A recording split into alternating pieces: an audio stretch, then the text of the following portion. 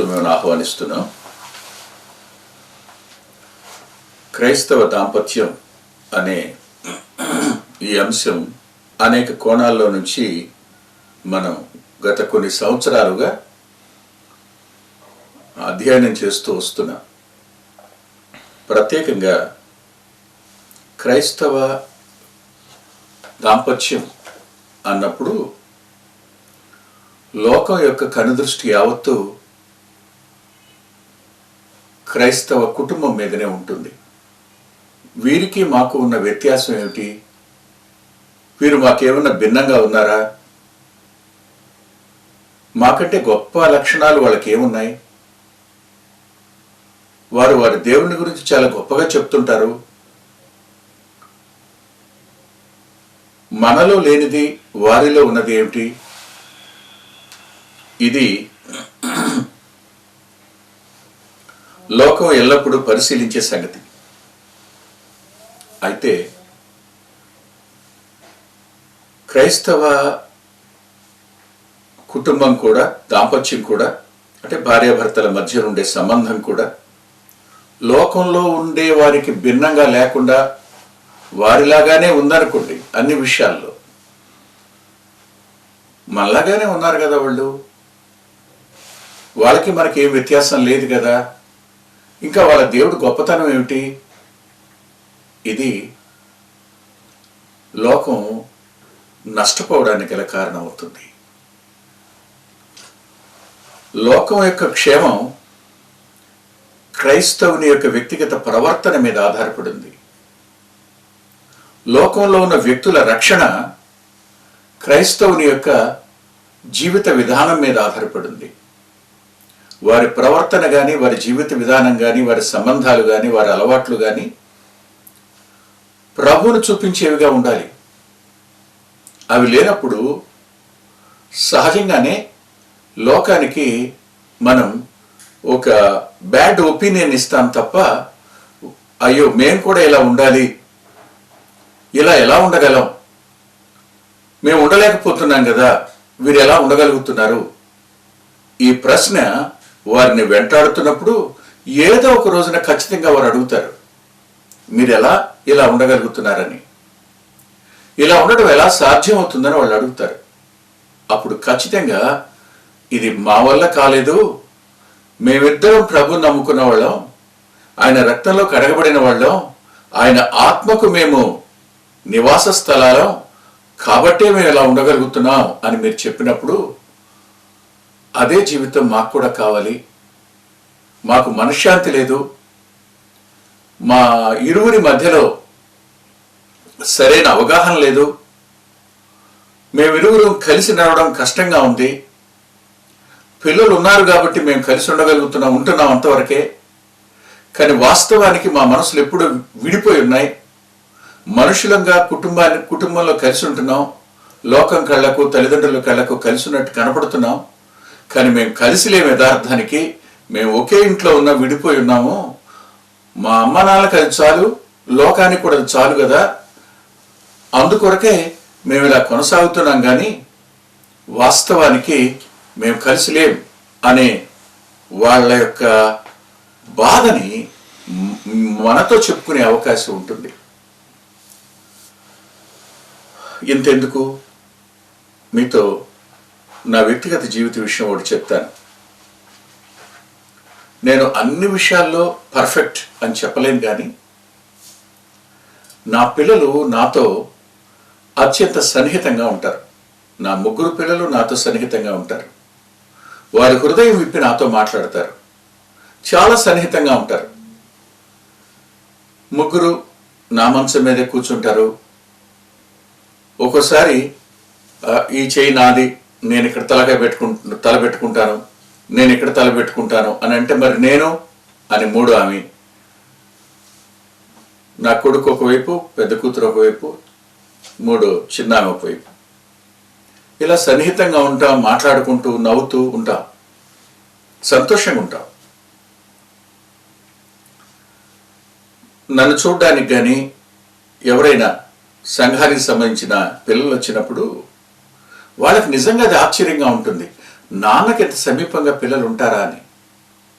మా నాన్నను చూస్తే మాకు సింహస్వప్నం కదా, ఆయన వస్తే మేము బయట ఉంటాం, ఆయన బయటకు వెళ్తే మేము లోపలికి వస్తాము, ఇదేమిటి అని ఆశ్చర్యం.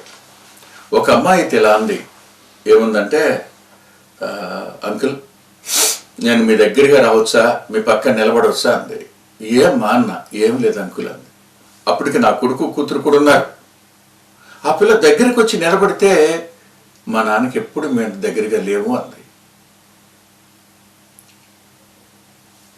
అమ్మా నాన్నల సంబంధం దగ్గరే వాళ్ళు తమ యొక్క లోటు ఏమిటో గుర్తించగలిగినప్పుడు నిన్ను ఆయన వెలిగించాడు.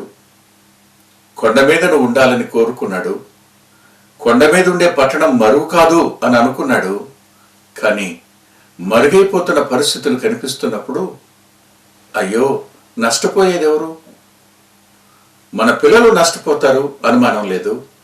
కానీ అదే సమయంలో ఎవరి కొరకు మిమ్మల్ని రక్షించారో, ఏ ప్రత్యేక పని కొరకు మీరు నియమించబడ్డారో, ఏ ప్రత్యేక పని కొరకు దేవుడు మిమ్మల్ని ఆ ప్రాంతంలో ఉంచాడో ఆ పని జరగకుండానే పోతుంది కదా. దుఃఖం అనిపించటంలా. అందుకని ఈ క్రైస్తవ దాంపత్యంలో నేను అడగాలనుకున్న మొదటి ప్రశ్న ఏమిటంటే, మీరు సహింపగలరా? తోటి వాళ్ళని సహించగలరా? భార్య భర్తను సహించాలి, భర్త భార్యను సహించాలి. సహించేటువంటి మనసు అసలు నాకుందా లేదా పరిశీలన చేసుకోండి ఒకసారి. సహించే మనసు మీకు లేకపోతే ప్రమాదంలో ఉన్నట్టు లెక్క. సహనాన్ని మనమే అభ్యాసం చేయాలి. ప్రార్థన చేసుకుందాం. దయగలిగిన గొప్ప తండ్రి, కొద్ది మాటలు చెప్పడానికి నీ దాసునికి అవసరమైన ఆత్మ నింపుదలను, కృపను అనుగ్రహించండి. పారాడే తలంపులన్నిటినీ దూరం చేయండి. అంతరంగంలో నీ వాక్యం జీవంతో వెల్లడి అవడానికి నీ ఆత్మ యొక్క అభిషేకాన్ని ఇమ్మని, నీ కృపలో మాట్లాడుతూ నీ శిలువచాటును మరుగే మాట్లాడడానికి నీ దాసుని బలపరచమని యేసు ప్రభు వారి పేరిట ప్రార్థిస్తున్నాం తండ్రి. ఆమేన్. ఆమేన్. యాకోబు పత్రిక 5వ అధ్యాయం 5వ అధ్యాయంలో 11వ వచనం, సహించిన వారిని ధన్యులను కొనుచున్నాము గదా. భక్తుడైన యాకోబు తన లేఖ రాస్తూ సంఘాలన్నిటికీ ఆఖరి అధ్యాయంలో ఈ మాట రాశాడు, సహించిన వారిని ధన్యులు అనుకొనుచున్నాము గదా. వాక్యం వింటాం, బా ఎస్తేరు ఎలా సహించింది అంటాం. వాక్యం వింటాం, అబ్బా యోబు ఎలా సహించాడు అంటాం. మనకు వాళ్ళు అత్యున్నతమైన ప్రమాణాలు. అంతేకాదు ప్రభువుని జ్ఞాపకం చేసుకుంటాం. ఆయన ఎలా సహించారు? ఆశ్చర్యచకితులమవుతాం. అయితే మన వద్దకు వచ్చేటప్పటికి అస్సలు సహించే గుణమే లేకపోవడం, ఎప్పుడూ సహిస్తూ ఎప్పుడో ఒక్కసారి తొందరపడ్డావు అని అంటే మళ్ళా సరిచేసుకునే అవకాశం ఉంటుంది. కానీ ఎల్లప్పుడూ తొందరపడుతూనే, ఎల్లప్పుడూ అసహనంగా ప్రవర్తిస్తూనే, ఎల్లప్పుడూ సహించలేకుండా పోవడం అనేది ఎంత ప్రమాదం ఆలోచించండి. నువ్వు ఒక ఆమెను వివాహం చేసుకున్నావు. ఆమె నిన్ను సహించాలి అని నువ్వు కోరుకుంటున్నావు. ఆమె నీ మాట వినాలి అని కోరుకుంటున్నావు.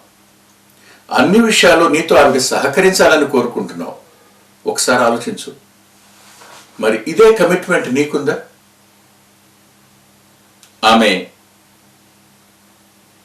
నా కోసం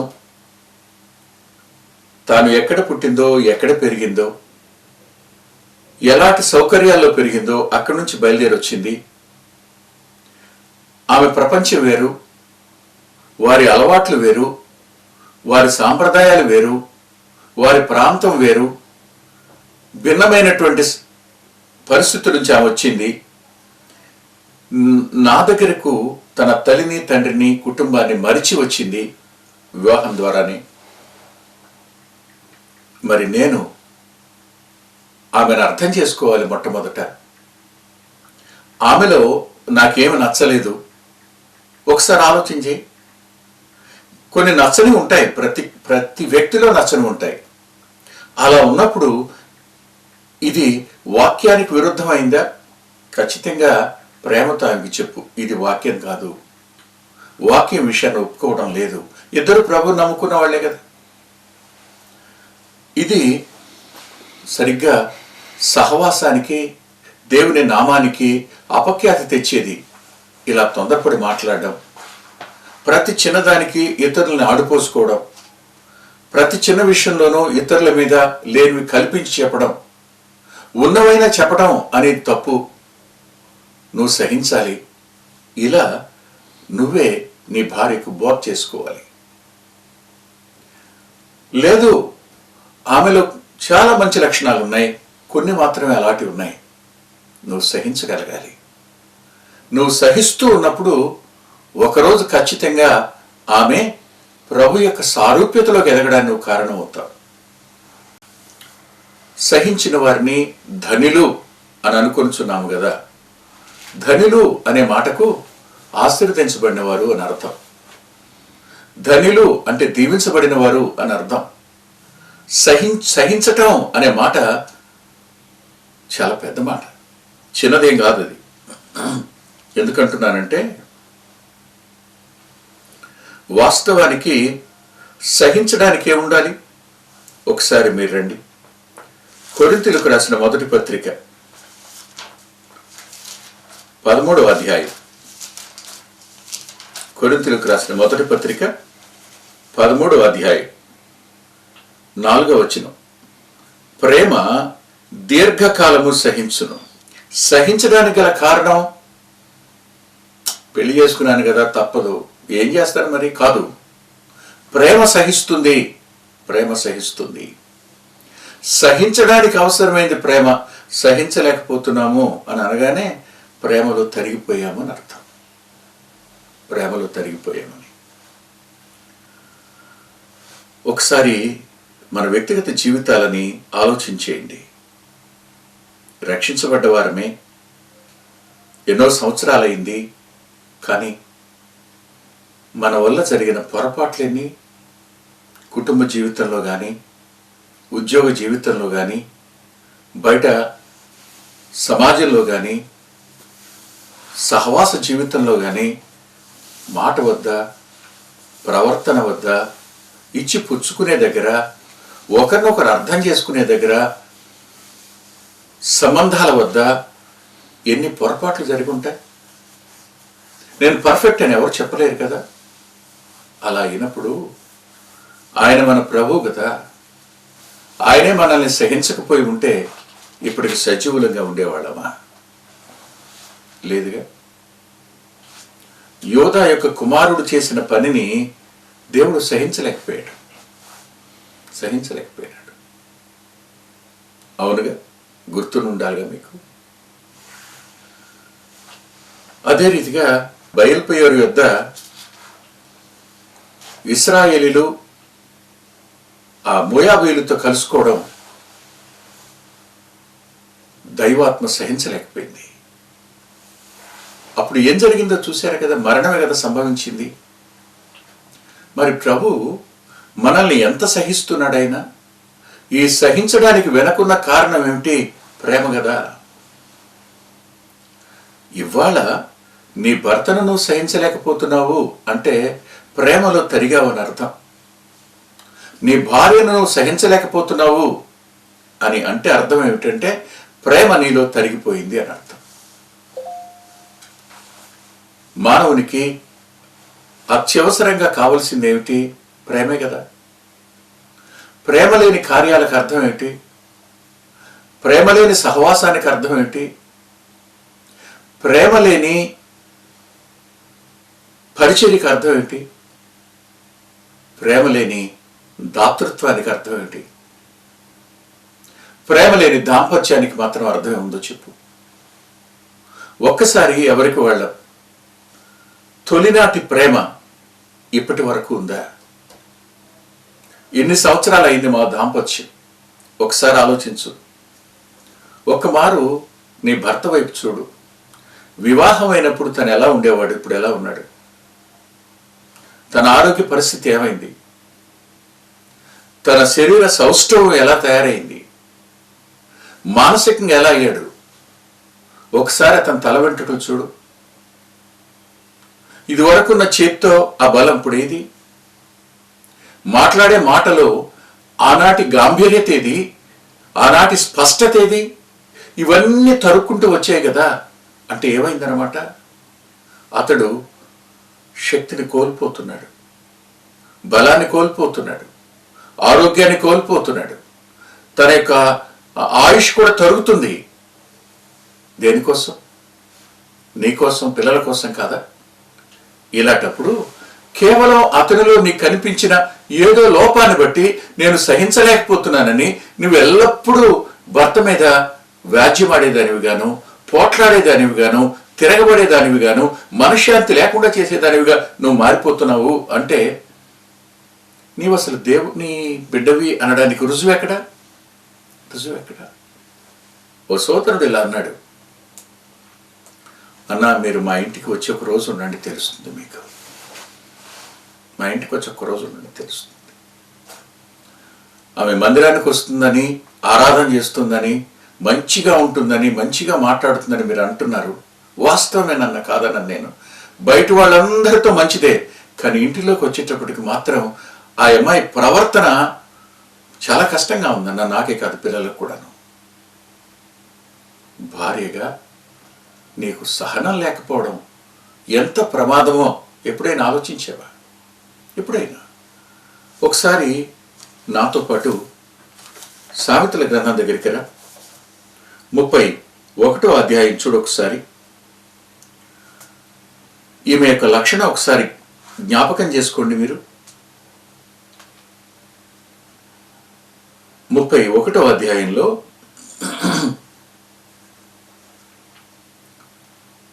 11వ వచనం, 12వ వచనం. ఆమె తాను బ్రతుకు దినములన్నీయు, 31వ అధ్యాయం 12వ వచనం, దినములన్నీయు అతనికి మేలు చేయును గాని కీడేమీ చేయదు. బ్రతుకు దినములన్నిట తన భర్త యొక్క మేలు తప్ప కీడుని గురించి కానీ, నష్టం గురించి కానీ, అతనికి బుద్ధి రావాలని కానీ, అతని కాలి రీతే బాగుండని కానీ, ఇంట్లో పడక మీద పడితే అప్పుడు నా విలువేంటో తెలుస్తుందని కానీ ఎప్పుడు అనుకోదనమాట ఆవిడ.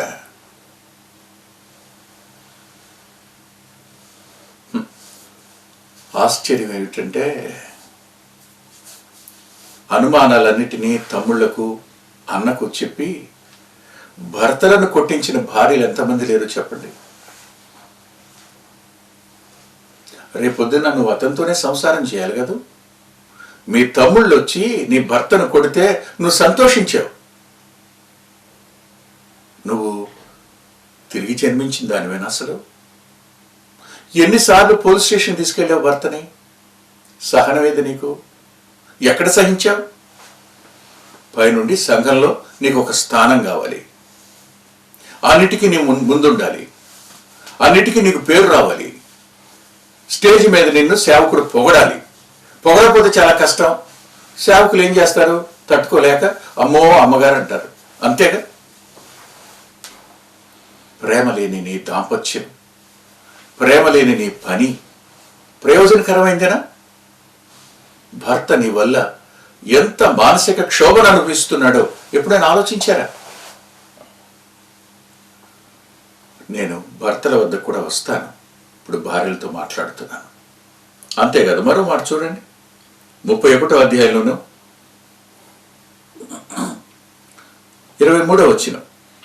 ఆమె పెనిమిటి దేశపు పెద్దలతో కూడా కూర్చుండును, గవిని యొద్ద పేరుగునిన వాడయుండును. ఎవరండి దేశ పెద్దల వద్ద కూర్చునేటువంటి భర్త? ఇలా అంటారు లోకంలో చాలా మందిని. రే బయటే మనోడు, లోపల పిల్లే కదా.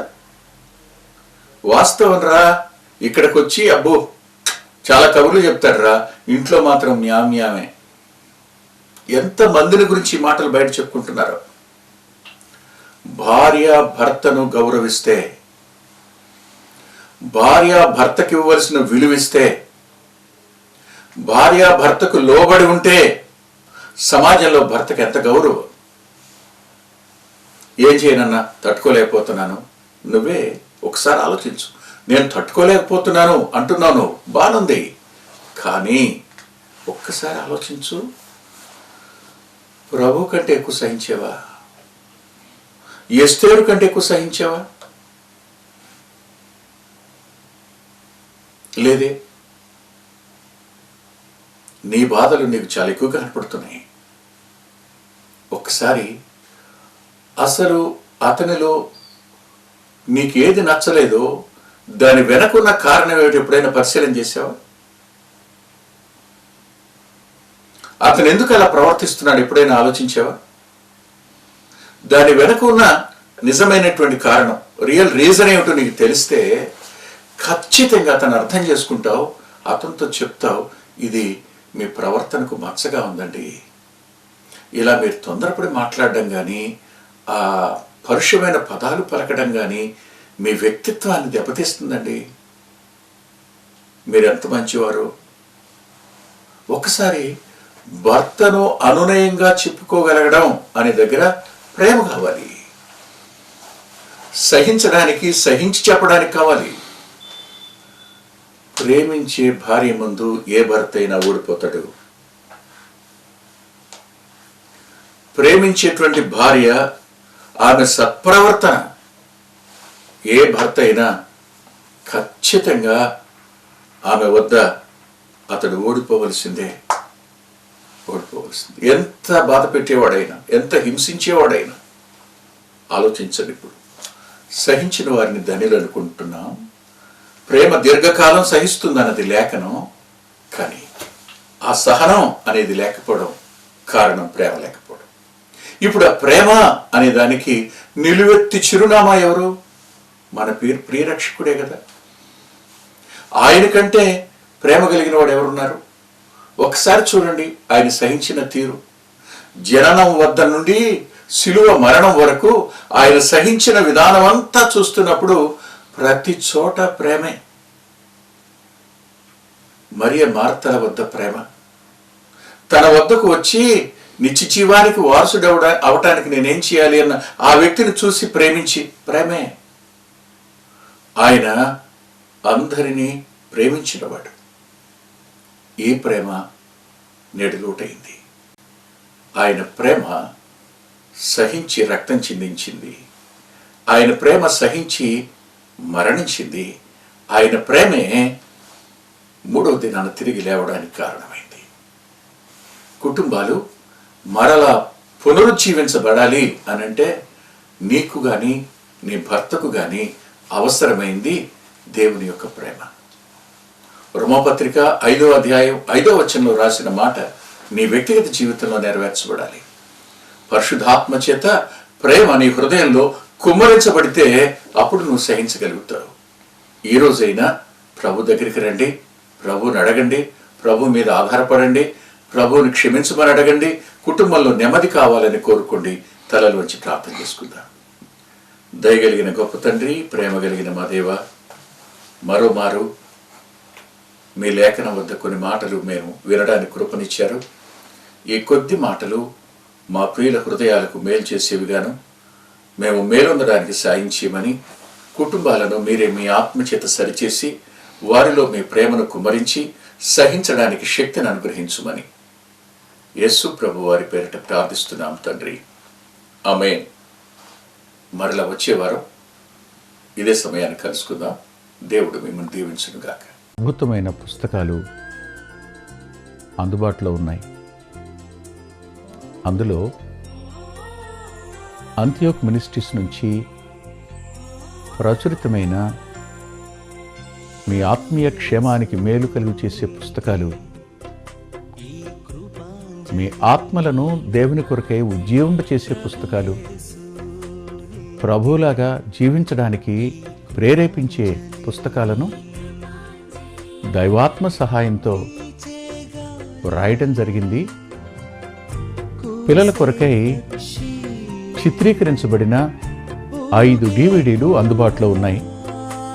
ప్రతి DVD పిల్లలను దేవుని కొరకు ఎంతగానో విశ్వాసాన్ని పెంపొందింపజేసేవిగాను, ఆసక్తిని కలిగించేవిగాను, ఆత్మలో ప్రభువుని హత్తుకునేట్టు చేసేవిగాను ఉన్నాయి. ఈ మధ్యన వెలువడినటువంటి ఆ DVD సాధనం, అది మీ పిల్లలకు ఎంతైనా మేలు చేస్తుంది. ఆ పాటలను మీరు చూస్తున్నారు. వాటన్నిటినీ మీరు పొంది ఆత్మీయంగా మేలు పొందాలని ఒక దైవ సేవకునిగా మీకు మనవి చేస్తున్నాను. 6వ పిల్లల DVD సమయం అందుబాటులో ఉంది. 5 చూసిన వారు 6వది కూడా మీ పిల్లలకు చూపించి మీరు చూచి అంతరంగంలో దేవుని స్తుతిస్తారని నమ్ముతున్నాను. తప్పకుండా ఈ DVDను తీసుకోండి. 2018వ సంవత్సరం తెలుగు VBS DVD దాహం, పిల్లల ఆత్మీయ క్షేమం కోసం 10 పాటలతో దృశ్యరూపకంగా దీన్ని తయారు చేయడం జరిగింది. తప్పనిసరిగా ఈ DVD తీసుకోండి. పిల్లలకు వీటిని పరిచయం చేయండి. ఈ పాటలు మీ పిల్లలకు నేర్పండి. మీ సండే స్కూల్లో ఈ పాటలు నేర్పడం మర్చిపోకండి. నూతనంగా వచ్చిన పిల్లల DVD ఐక్యత అనే టైటిల్ పెడదామనుకున్నాం, కానీ కలిసి ఉందాం అనేటువంటి టైటిల్ని పెట్టడం జరిగింది. కలిసి ఉందాం, అది పిల్లలకు ఎంతో ప్రయోజనకరమైన DVD. దానిని మీరు పొంది మీ పిల్లల ఆత్మీయ క్షేమాన్ని ఖచ్చితంగా చూస్తారని నేను నమ్ముతున్నాను. ఆ DVDని మీరు సంప్రదించి పొందవచ్చు. మా చిరునామా కృపాంజలి, బ్రదర్ పిల్లా వెంకటరత్నం, రామచంద్రపురం రోడ్, గుడివాడ, కృష్ణా జిల్లా, Andhra Pradesh. Our address Krupanjali, brother Pilla Venkataratnam, Ramachandrapuram road, Gudivada, Krishna district, Andhra Pradesh. Phone number 9490504299 9490504299.